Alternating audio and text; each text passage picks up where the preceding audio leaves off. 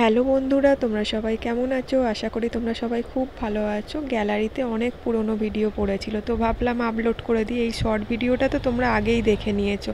করেছিলাম করম চা মাখা, তার জন্য একটা মশলা বানিয়ে নিয়েছি গোটা জিরে, গোটা ধনে, গোটা মৌরি, শুকনো লঙ্কা আর জোয়ান দিয়ে।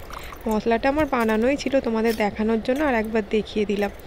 এরপর একটা পাত্রে জল নিয়ে নিয়েছি, জল নিয়ে করম চাগুলোকে দিয়ে দিচ্ছি। এর মধ্যে করম চাগুলোকে রগড়ে রগড়ে ভালো করে ধুয়ে নেব, যাতে পুরো নোংরাটাই জলের মধ্যে চলে যায়। তো এইভাবে হাতের সাহায্যে ধুয়ে তুলে নিচ্ছি। আর করম চাগুলো দেখো কি সুন্দর দেখতে, লাল লাল সাদা সাদা, দেখেই তো কাঁচা খেয়ে নিতে ইচ্ছে করছে আমার। এই করম চা কিন্তু ভীষণই টক। আর এই মশলার সঙ্গে আমি একটু চিনিও গুঁড়ো করে নিয়েছিলাম, সেটা বলতে তোমাদের ভুলে গেছি, এখন বলে দিলাম।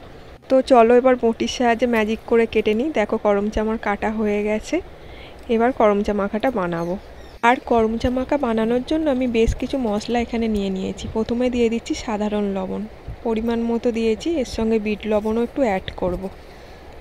এবার দিয়ে দিচ্ছি বিট লবণ, যে পরিমাণ নুন লাগবে তার হাফ সাধারণ লবণ দিয়েছি আর হাফ বিট লবণ। এবার দিয়ে দিচ্ছি অল্প একটু কাশ্মীরি রেড চিলি পাউডার, দিয়ে দিলাম একটু ধনের গুঁড়ো, আরও একটু ধনের গুঁড়ো দিয়ে দিলাম। এবার দিয়ে দিচ্ছি জিরের গুঁড়ো।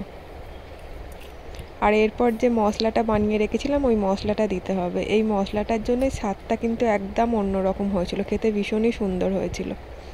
তো মশলাটা দিয়ে দিচ্ছি, 2 চামচ মতো আমি দিয়েছিলাম।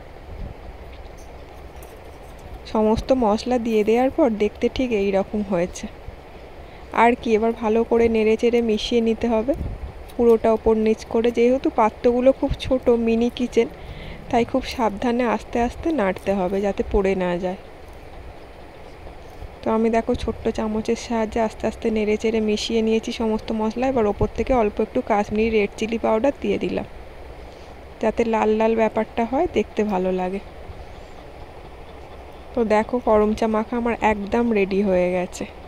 আর খেতে কেমন হয়েছিল? খেতে হয়েছিল একদম টক মিষ্টি। যেহেতু করম চা টক তোমাদের আগেই বললাম, এর সঙ্গে অল্প একটু আমি চিনি গুঁড়ো করে নিয়েছিলাম মশলাটার সঙ্গে, তাই অল্প একটু মিষ্টি মিষ্টি ফ্লেভারও হয়েছিল। যদি তোমাদের ভালো লাগে এই ভিডিও, প্লিজ চ্যানেলটাকে সাবস্ক্রাইব করে দিও, পাশে থেকো।